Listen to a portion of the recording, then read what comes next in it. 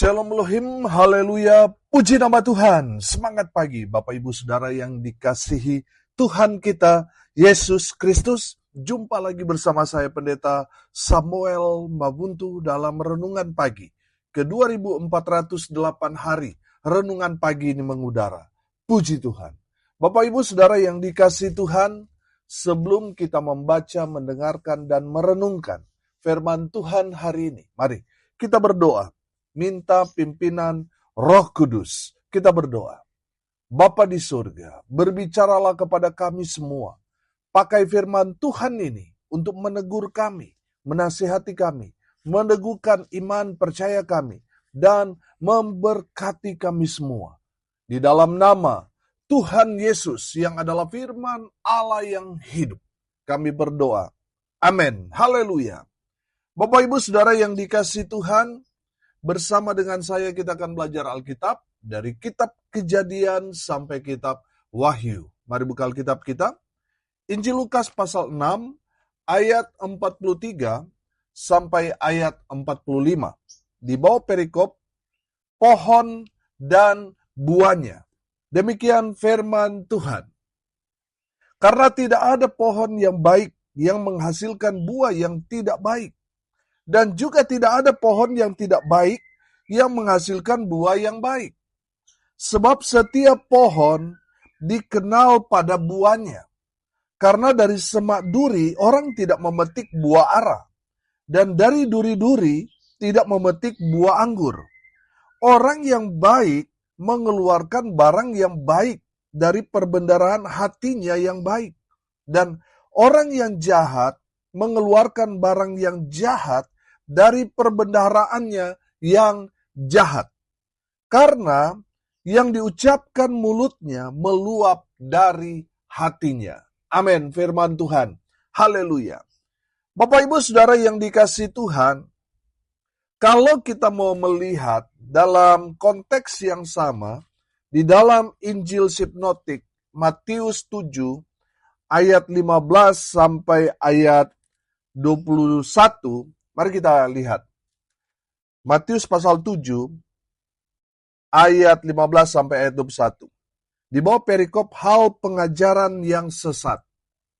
Waspadalah terhadap nabi-nabi palsu yang datang kepadamu dengan menyamar seperti domba. Tetapi sesungguhnya mereka adalah serigala yang buas. Dari buahnya lah kamu akan mengenal mereka. Dapatkah orang memetik buah anggur dari semak duri atau buah ara dari rumput duri? Demikianlah setiap pohon yang baik menghasilkan buah yang baik, sedang pohon yang tidak baik menghasilkan buah yang tidak baik. Tidak mungkin pohon yang baik itu menghasilkan buah yang tidak baik, ataupun pohon yang tidak baik itu menghasilkan buah yang baik.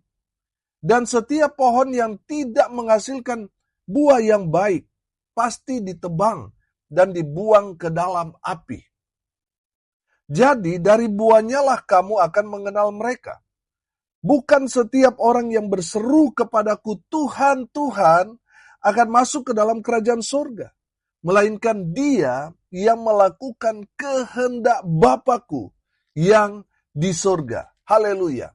Bapak Ibu Saudara yang dikasihi Tuhan, konteks firman Tuhan ini bicara tentang pengajaran sesat yang diajarkan oleh nabi-nabi palsu.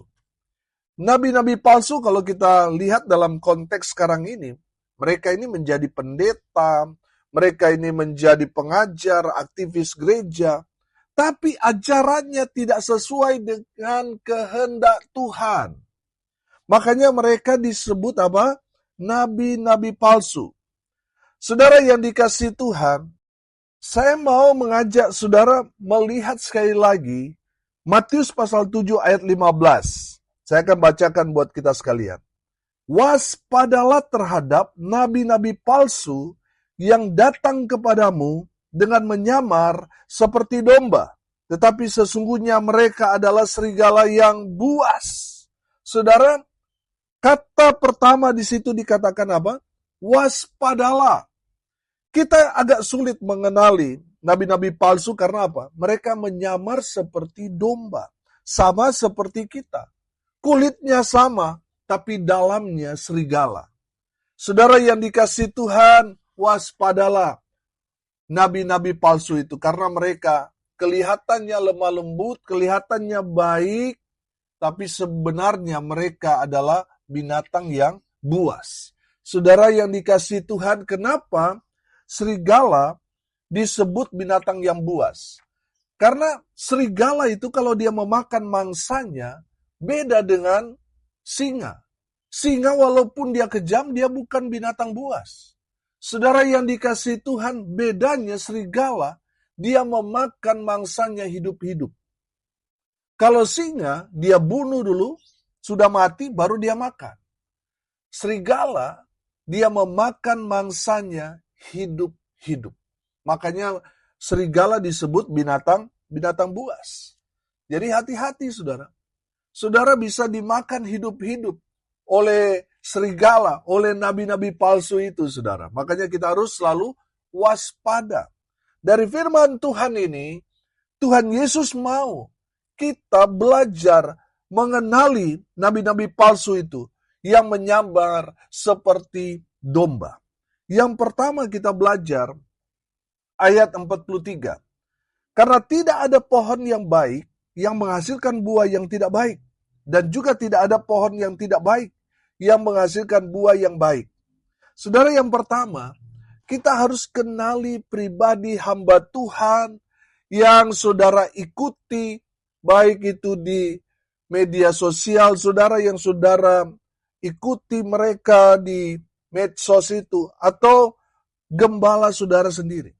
Saudara harus mengenali pribadinya, baik itu asal-usulnya dari mana, awal pertobatannya seperti apa. Karena apa, saudara?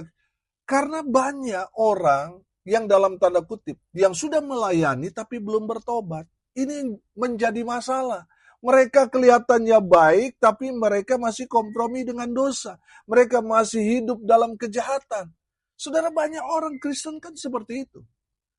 Kalau di luar sana, waduh, jahatnya luar biasa. Tapi kalau sudah di gereja, waduh, seperti anak manis, saudara.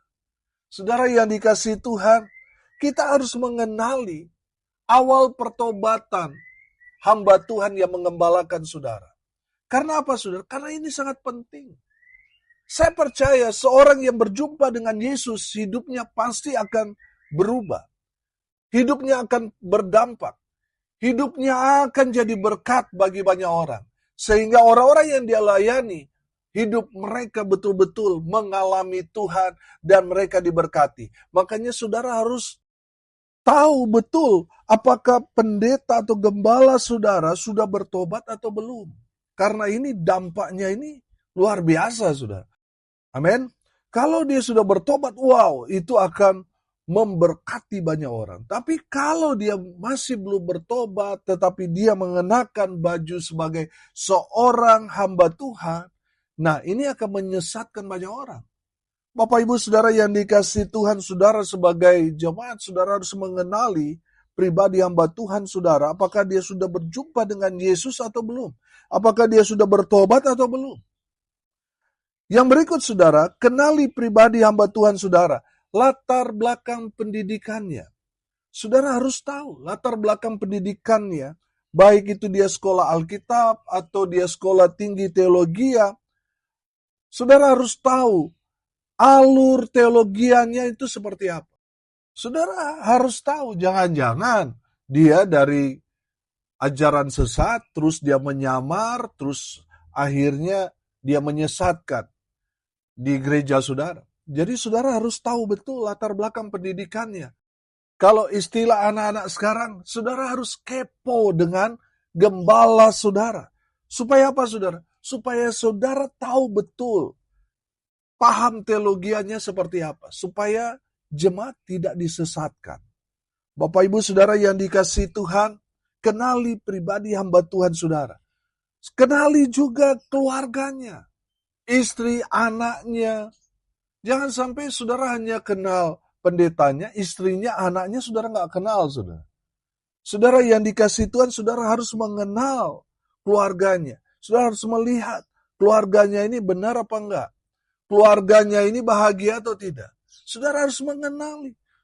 Ini sangat penting, karena kehidupan hamba Tuhan itu, dia harus jadi berkat, dia adalah teladan di tengah-tengah jemaat. Makanya saudara yang dikasihi Tuhan, kenali pribadi hamba Tuhan saudara, yang saudara ikuti.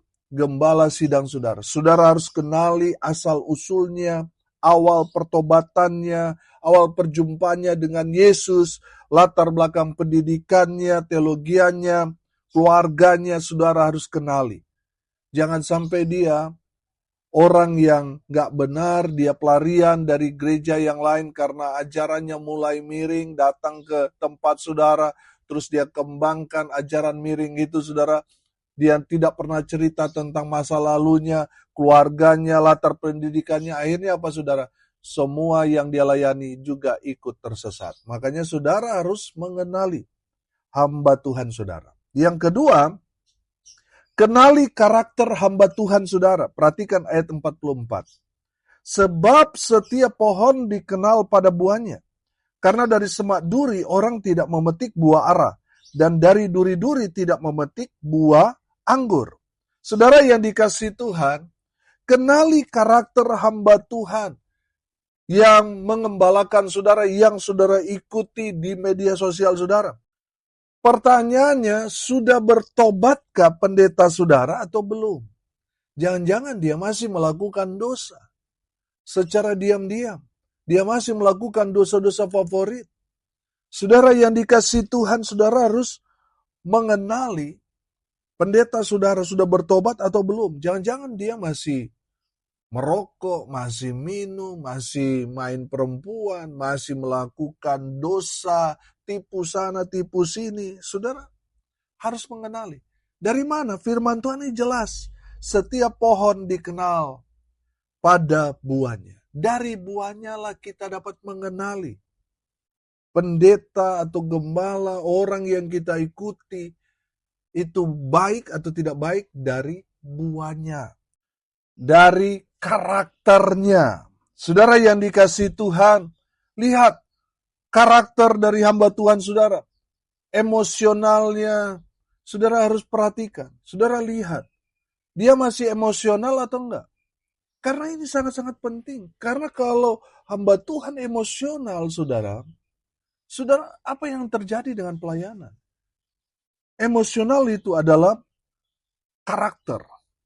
Emosional itu bicara di sini buah yang kita lihat. Saudara yang dikasihi Tuhan, lihat juga karakter hamba Tuhan saudara.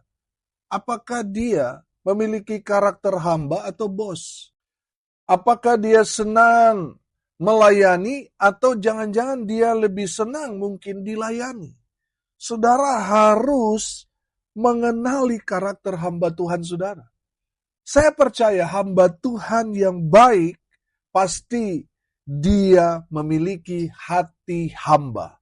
Pasti dia mau melayani. Dia tidak mau dilayani tetapi dia yang melayani umat. Amin. Saudara yang dikasihi Tuhan, kenali karakter hamba Tuhan saudara. Karena ini sangat-sangat penting saudara. Saudara harus melihat apakah dia benar sudah bertobat atau jangan-jangan seperti serigala berbulu domba. Kelihatannya sama dengan kita, tapi ternyata dia memiliki sifat serigala yang buas. Dia hanya memelihara kita untuk satu hari nanti dimangsa oleh dia hidup-hidup. Jadi saudara kita harus mengenali karakter, sifat dari hamba Tuhan kita. Kita harus kenali dia.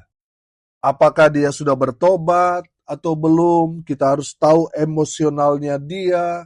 Kita harus tahu dia memiliki hati hamba atau bos. Kita harus mengenali karakter hamba Tuhan saudara. Yang ketiga, saudara kenali suaranya. Saudara kenali perkataannya. Saudara perhatikan ayat 45. Orang yang baik mengeluarkan barang yang baik dari perbendaharaan hatinya yang baik. Dan orang yang jahat mengeluarkan barang yang jahat dari perbendaharaan yang jahat.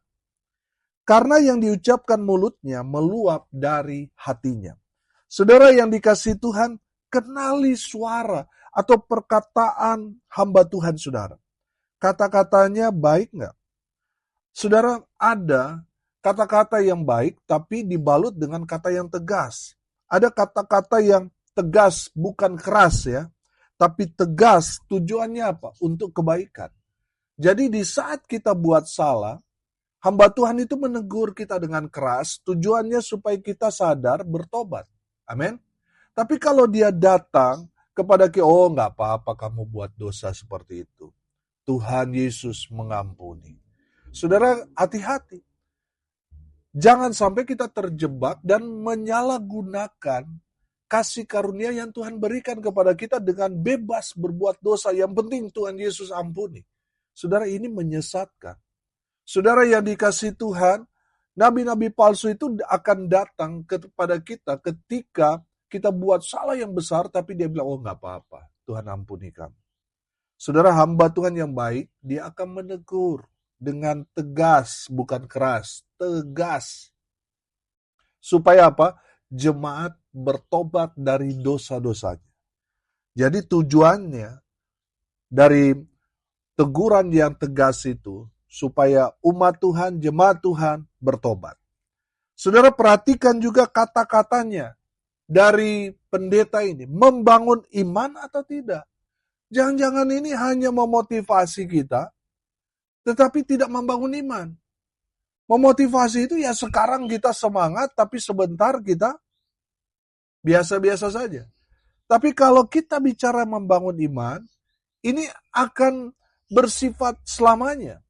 Kita akan semakin kuat ketika kita diberikan satu penguatan iman, walaupun kita terpuruk, firman Tuhan yang kita dengar dari gembala saudara, gembala kita, pendeta kita itu akan terus terngiang di dalam pikiran kita, hati kita, sehingga itu membangun iman supaya kita terus bangkit dari keterpurukan kita. Amin.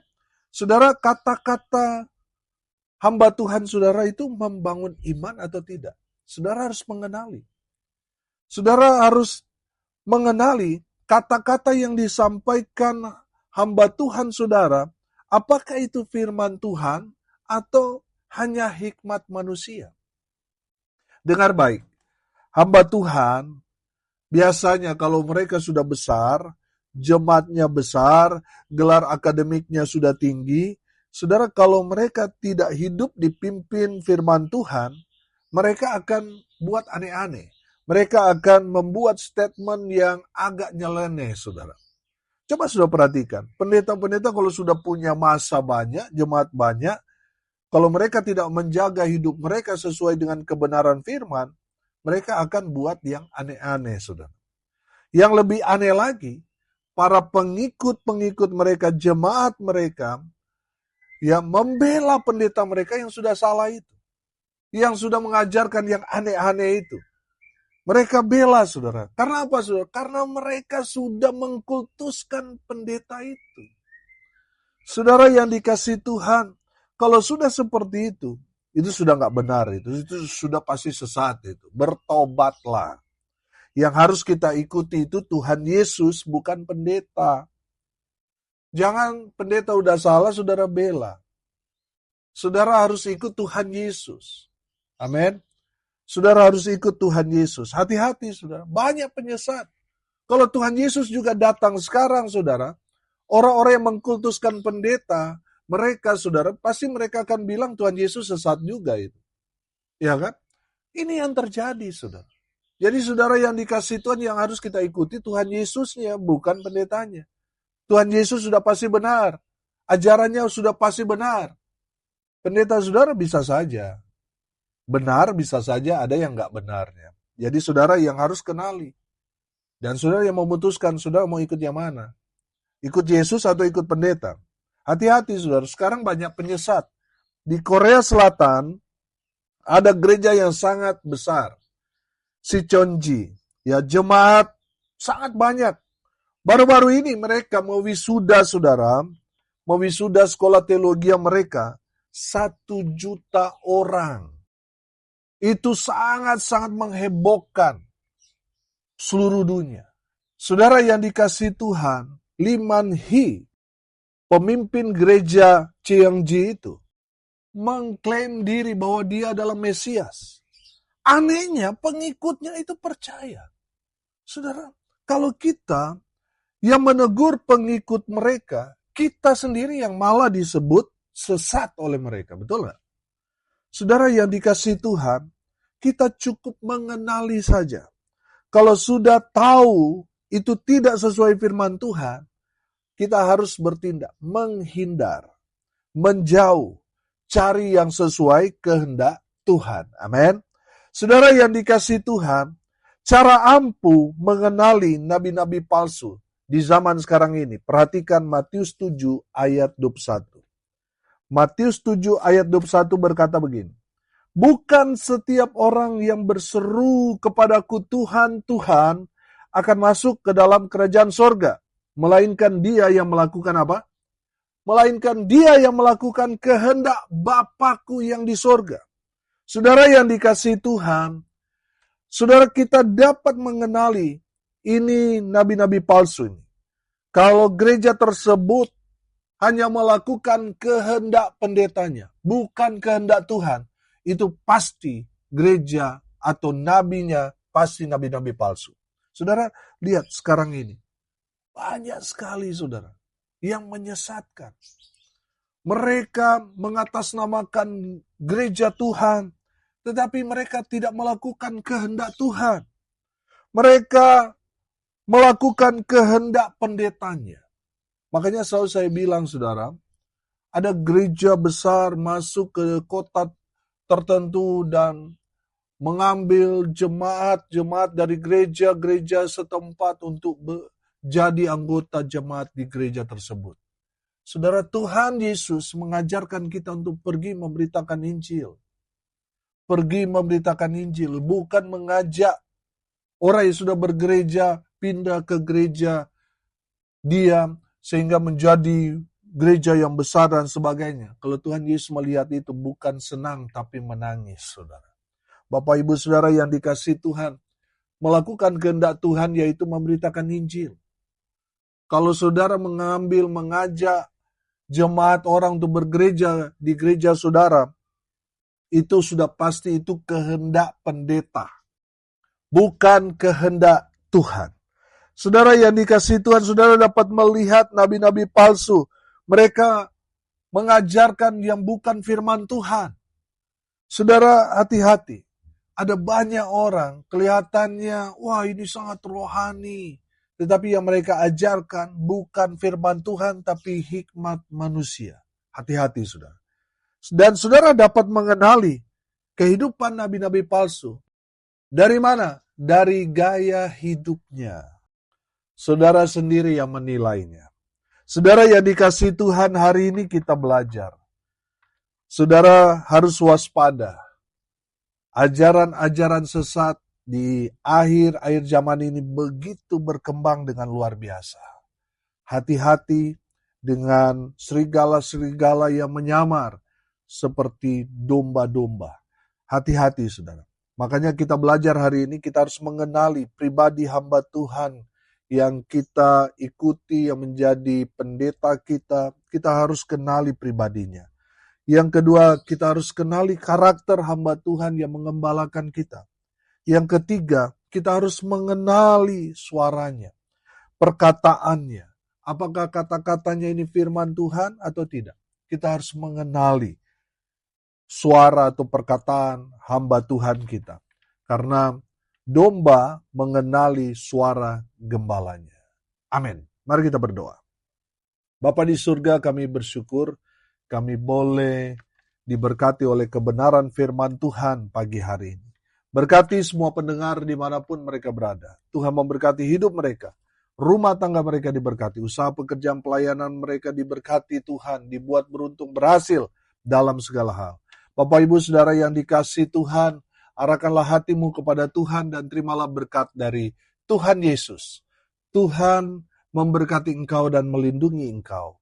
Tuhan menyinari engkau dengan wajahnya dan memberi engkau kasih karunia. Tuhan menghadapkan wajahnya kepadamu dan memberi engkau damai sejahtera. Di dalam nama Tuhan Yesus, sumber segala berkat. Bapak Ibu Saudara yang percaya, diberkati Tuhan, katakan amin. Puji Tuhan. Bapak Ibu Saudara yang dikasihi Tuhan, kalau saudara merasa diberkati melalui renungan pagi ini, bagikan juga kepada saudara-saudara yang lain, supaya mereka juga diberkati. Karena untuk itulah kita dipanggil untuk jadi berkat. Salam kasih dari Bali. Saya Pendeta Samuel Mabuntu. Sampai jumpa besok pagi. Tuhan Yesus memberkati kita semua. Haleluya.